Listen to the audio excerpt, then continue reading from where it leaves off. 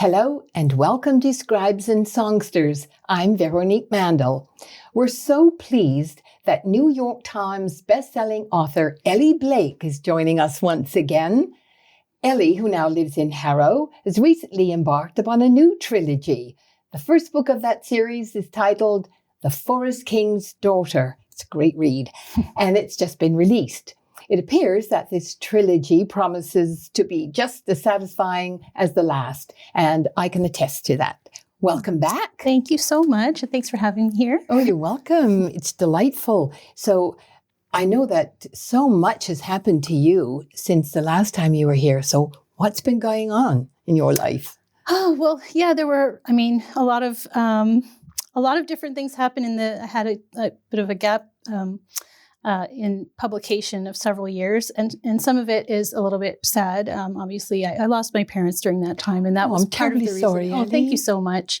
It's kind of part of the story of how, about this book, though, because this book came about because of my dad suggesting, he said, "Hey, Els, why don't you write a book about a forest?"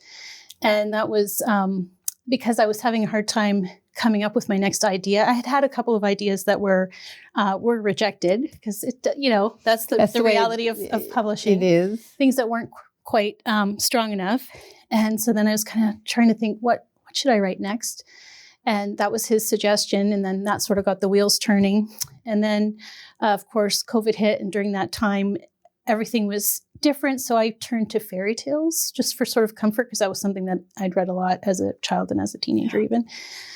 So after months of reading fairy tales and thinking about forests, that was when I came up with this idea. So it was really that combination.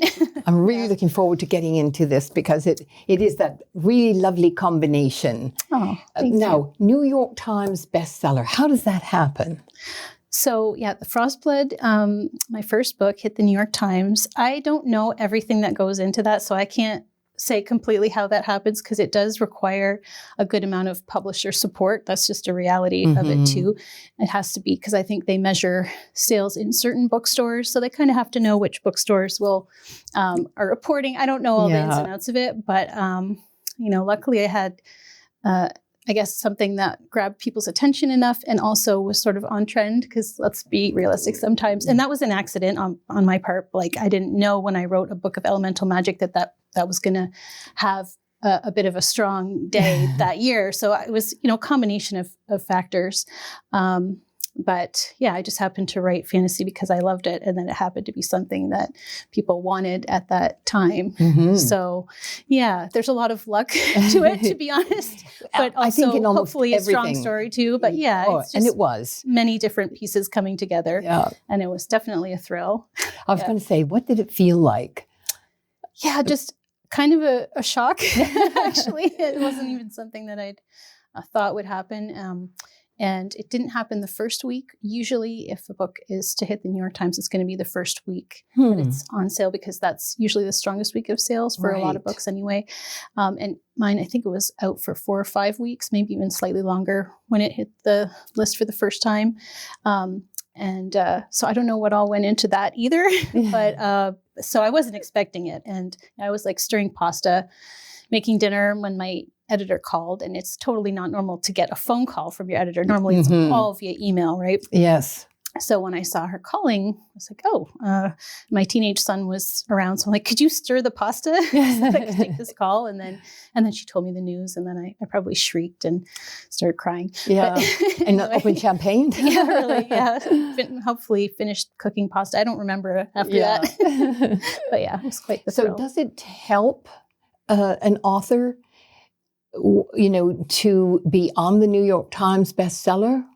Yes, it's the big deal about it is that you could put that next to your name afterwards. So even on this book, it says New York Times bestselling author, that you can sort of attach to your name. So yeah, that's the big benefit to it. You just kind of always have that, just to keep that aspect of it, which is really nice. Yeah, absolutely it is. That never goes away. Yes, exactly. Right? Yes. You always are that author. Because that happened. Yeah. So The Forest King's Daughter, this new book, it was great fun to read. And and so it's really neat to find out that your dad was that inspiration. So the first thing, when I read the prologue, I thought, well, this sets up an intrigue. And I thought, I'm going to have her read it. Oh, so sure. would you mind reading it? And that will give people a sense of what I mean. Alrighty. So just to set it up a little bit, there's they're kind of fairy tale inspired, right? So they're fae, but we have the Sylvans, which are like dryads, and we have the Dracu, who are another kind of folk who live underground, and they're enemies. So each chapter has a quote from a philosopher or a poet of one or the other, and you can kind of find out how they feel about each other from some of these chapter quotes. So it starts, Sylvans are our natural enemies. That is the purest truth known to Dracu kind. Gaxix, Dracu philosopher. Zaru closed his burning eyes, reeling as always from that first shock of brightness as he pushed his face above ground. He raked his hands through his hair and wiped dirt from the twisted horns that grew from his head as he marveled at the cold white light of the moon, so different from the flickering torchlight of the cryptlands. Even after a year of these forbidden trips into Thirstwood, he still shivered as he looked at that glowing disk. It might be the closest he'd ever get to seeing the sun. Patting his pocket, he made his way along the winding paths toward the meeting place. If Cassia was late, he would pull her hair and make her cry. No, even as he had the thought, he knew he wouldn't. Though Cassia was a Sylvan, she was his friend. He looked forward to these meetings above all things. Because when you first read that he pushed his way up through the earth and he's got horns, it sets up an immediate expectation that he's going to be like a bit gruesome looking. And, right? So sort of that intrigue I thought was really cool, because then when you get into it, you find out something very different. So I thought maybe you could give us like a very broad summary, and then we'll get into the story and then talk about your characters. Okay. So like I said, it's different types of folk. And I'll just back up slightly and say that I use the term land folk in these books because I found books by a French historian called Claude Lecateau, who's written a bunch of books, which are great, nonfiction, and he studies folklore, mostly European folklore, and finds like commonalities between different, folklores. And one of the books was called Demons and Spirits of the Land, and it was about how when people were believed in these land spirits, they had ways of clearing the land to make it safe to be habitable, and to sort of eject these nature spirits, what they thought would create harm or whatever for them, and to drive them off. And he uses the term land folk in the book, so that's why I call them land folk. So my idea was based on, okay, if these humans keep encroaching and these land folk are driven off, and then humans multiply and they can no longer live peaceably with them or safely, where would they go? And in this book, the Sylvan King brings them all into an area called Thirstwood, a forest, which has sentient trees that are called blood trees that can trap intruders and therefore prevent the humans from, or discourage them at least from coming into the forest, and to protect these land folk. But also because of that migration, it puts a bunch of different folk into closer contact who did not maybe live in closer contact before, because they're all in this forest now. And so some live above ground, some below, and they're fighting for resources. And so that's where a lot of the initial conflict comes from. And so in this story, it's a forbidden friendship at the beginning. Cassia sneaks out and is exploring the forest at night. She's too young to be doing that. But she runs into a Dracu boy who also is exploring the forest at night, and they become friends. So very unlikely, but also forbidden friendship. And every time they see each other under the night of a full moon, because the full moon is when the blood trees are sleepy and the Dracu can safely sneak above, he gives her gifts. And at one point, he gives her a gift of a ring, which isn't fully explained yet, even in this book. But anyway, this ring turns out to be very important to the Dracu and to the Sylvans, but it becomes a weapon against the Dracu because it can yield a blast of light that is very harmful to the Dracu who can't bear sunlight. So anyway, by doing this, he's in trouble, and it starts this war because the Dracu Queen wants this ring that she considers hers to be back in her hands. And then, so from that prologue, when he gives her the ring, to the first chapter, 10 years have passed, and they're older. And of course, Zaru has been planning how to get it back all this time. And now he, I don't want to give up too much away, but those are his plans. So, and how did you come up with the characters? Did you count how many characters you have? No. I was going to, and then I do have a copy editor who is incredible and does a whole list. I should have brought it. But no, I don't. I'm not too analytical just in general. So it sort of comes up organically about, the characters and what characters I need and what characters I envision in different roles. So what's your process? Do you come up with a list of characters and then do you do backstories? I wish I was that organized. Oh, yeah. I really do. It's usually I have some ideas, and I have certain characters, the main characters. Maybe like, I'm trying to think who I would have known who they were before I started writing. It would be Cassia, Zaru, the Sylvan King, and the Dracu Queen, but kind of vague. It's not until I start writing, I'm someone who has to write the first draft to get to know the characters. And that's when they tell me who they are. That's when I learn more about who they are. If I were to plan, and I have tried many different planning methods, if I try to plan ahead of time, it kind of always goes awry because the character's not who I thought they were, and they're not going to do what I thought they would do because I didn't understand them well enough yet. So I need to actually write that first draft to understand the characters well enough to then fill them out. And so sometimes I still don't even have their full motivation.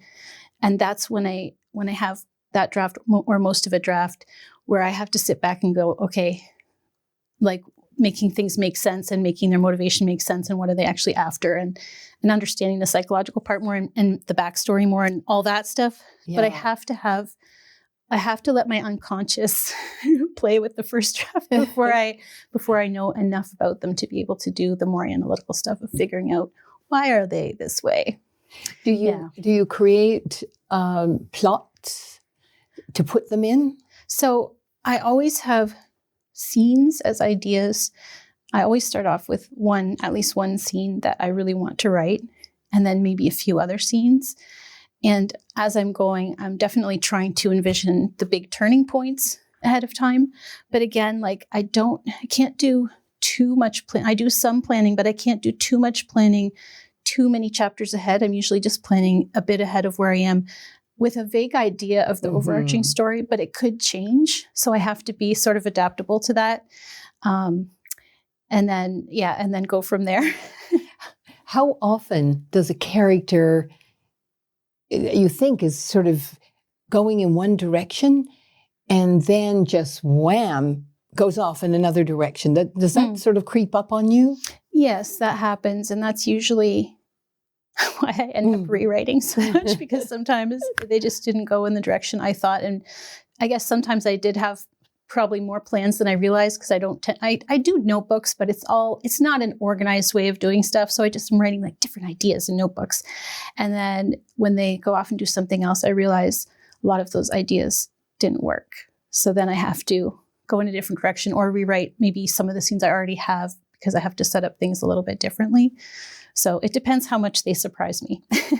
So now, in this, there are these extraordinary characters with these incredible names. How did you come up with them? I mean, do you have a method? I do. Well, I tend to use behindthename.com. That's my preferred. It just gives you a lot of different origins and the meanings of all the names. So I do try to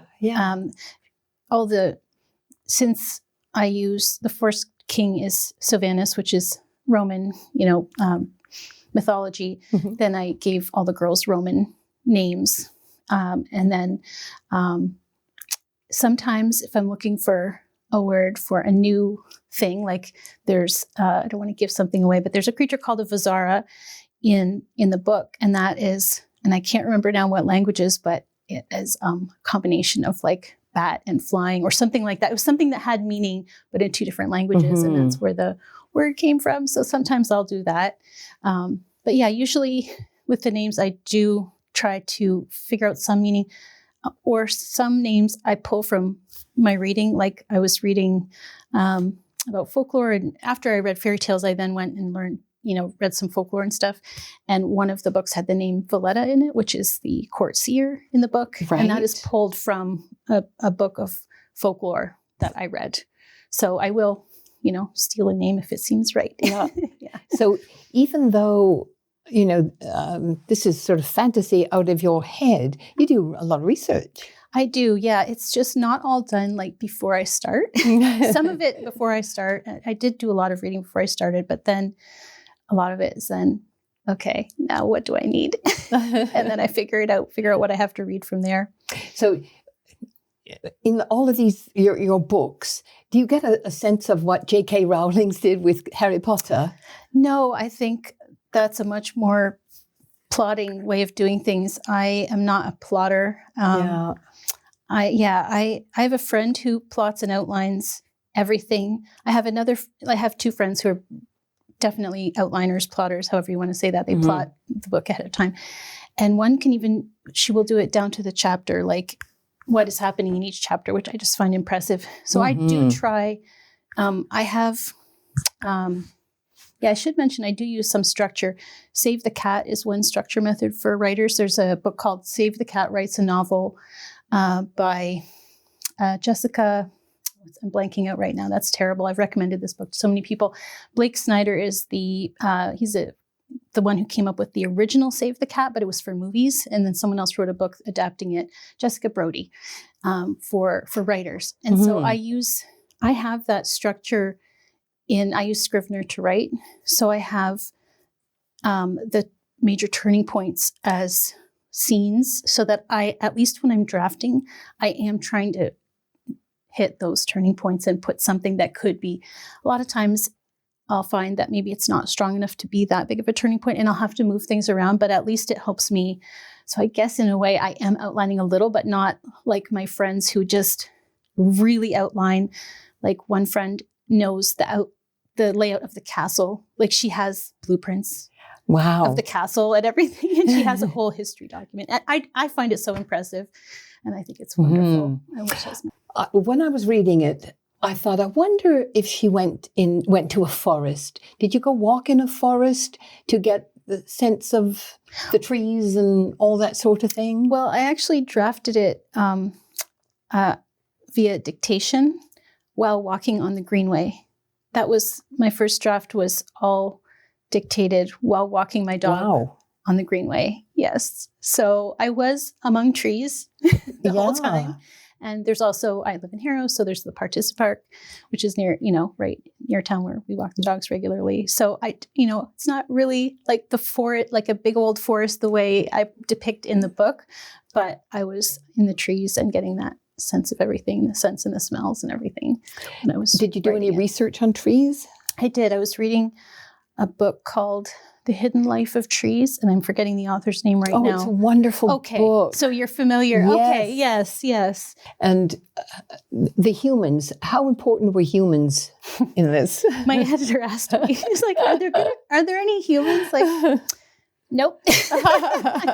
They weren't my, I originally actually had more books in mind. It ended up, I'm happy to be writing a trilogy, but I was even thinking about more books, and I thought maybe in the later books. So in the third book, which I have written the first draft of, there are encounters with humans. But it's mostly not about humans at all. It's about these other folk. The character Cassie is very interesting because at times you think she's naive, and other times you think she's really strong, and other times self-willed, and other times, you want to say, get a life, right? I mean, she's very complex, isn't she? Yeah, I think she is sort of the character that is most like me. First of all, her sensitivity, but also trying so hard to please her father, which is another reason why this book kind of relates to my dad so much, because I was trying so hard to get his approval, but in, doing so, not being myself, right? And that's sort of part of her journey. So a lot of what she does is she's trying so hard to be something, to be what she thinks other people need her or want her to be. And she needs to figure out who she actually is. Yeah, she's very conflicted. And she even resists that, right? So yeah, there's a lot of probably inner conflict that comes out, probably even more than I realized that I put into the book. Because it certainly is. Now, it was interesting that, what's his name? Zeru? Zeru, he sees her father's true nature towards her, doesn't he? Yes. That she doesn't see. Yeah, he has a much clearer picture of how she's being sort of manipulated or, used. And he has things that he's noticed and seen that she hasn't. But of course, she's resistant to hearing things that she doesn't want to hear. And it's interesting. There's in earlier on, you get a little bit of a feeling that the dad is, not a great guy. You bring in some other interesting devices, like Errol. Is it Errol? Yes. I thought that was pretty cool. Oh, Maybe good. we shouldn't give it away. I'm so glad you like that. I did. At first, you had me, and I didn't realize who he really was. And then when I did, I thought, well, that's really clever. Oh. And so, but we won't tell people because, people should sort of hopefully be surprised on their own. So, or be, however, how some people are clever, it's fine. Yeah. And then the whole winged thing, you've got a great imagination. Oh, thank you. Yeah. Did you read a lot of fairy tales when you were little? I did, yeah. So my mom read to me a lot. I have to give her credit just from, my earliest memories. And she would always get library books, so which is great. I worked for a public library for 15 years, so I love libraries. Oh, wow. And I would have kept working there. I just could not juggle writing and working there because I just don't juggle things super well. But so she always got library books, and I'd make her take the same ones out over and over again because there were certain books I loved. So I remember her reading to me. She must have read fairy tales, but I remember some of my early purchases of books were like the Reader's Digest compilation of fairy tales or whatever, like different anthologies of fairy tales, and just having those with pictures and everything and going through those slowly and then still loving them into my teens even. And I started reading fantasy, of course, too, starting with Narnia, the Narnia Chronicles, or Chronicles of Narnia. And so brilliant. And of course, Tolkien and Lloyd Alexander, and then finding Robin McKinley in my teens who with, girl or women characters. So that was main characters, right? So it was all, but it all kind of ties together. I feel like you love fairy tales and you love fantasy. How challenging is it to make these fantasy characters seem really human? Is it difficult? Because you really do create a real person. Yeah, they basically kind of are like humans. They have much longer lives. And I pulled that from one of the books about fairies that I read, suggested that, because a lot of the folklore around fairies is that they're immortal. But one of the things suggested that they weren't necessarily immortal. They just had such long lives that to humans, they seem immortal. And so that's what I ran with these. So to us, they seem immortal because they have very long lives, but they are mortal. So that changes things too in what type of, how they deal with these, they can die. And so they are like us enough that I could relate to them when I was writing those characters. Yeah. Do you have a favorite character of all of these? I really like Zeru. I liked writing Zeru. I like Cassia as well, obviously. But the youngest sister, Rosie, was very fun to write. And she's the main character in the third books, which I just wrote. And it was so fun to write. She's fun. Yes, she's so fun. And it was really fun to write that book. I hope people read that book. But the fun character in this book, often I have like one secondary character who's like the comic relief, and that was Gutel, the kobold. So it's fun to write a character who's, consciously or unconsciously funny. Even like a grumpy character like him. I love a grumpy character. Do you have a sense of humor? I do. I love to laugh, and I love comedy. Yeah. Who didn't you like? Well, there's a villain that I shouldn't say too much about. And I always feel like I try to make the villain have their own, as they always say, the villain is the hero of their own story. They don't see themselves as a villain. They think they have good reasons for what they're doing. So I always try to keep that in mind and give them what they think are good reasons for what they're doing. But of course, I don't agree with those reasons. So I don't like it. But, you still have to understand them enough to write them. Yeah. So do Cassia and Zaru, will their relationship develop in book 2? So these are companion novels, which means there's a different main character in each book. So Cassia and Zaru are in the second book, but not as the main characters. So the second book has Thea, Cassia's older sister, as the main character. And she's she's interesting. More, just gets she's very straight talking, and doesn't take any guff and just goes after what she wants. So it's interesting. It was fun to put her in situations that she couldn't just fight her way out of because she's used to being so good at that. Yes. And I made that impossible for her, so she had to use other resources. So that was fun to write. And your second book, is that ready? So The Cursed Queen's Daughter is the second book, and it's coming out February 10th, 2026.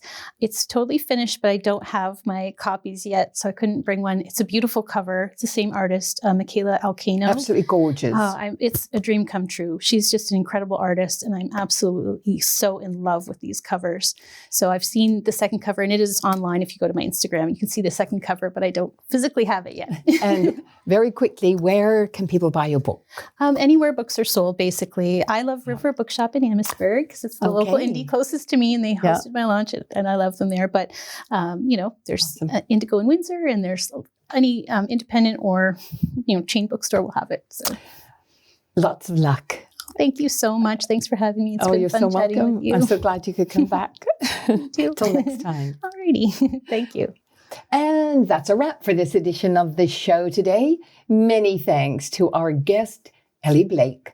Thanks to our Scribes and Songsters team, producer Brad Sweet and technical producer and editor Gary Glass. Thanks so much to Tony Toldo and the Toldo Foundation, and to Neil and Tina Quiring for their support. Thank you for watching. Hope to see you soon right back here on Scribes and Songsters.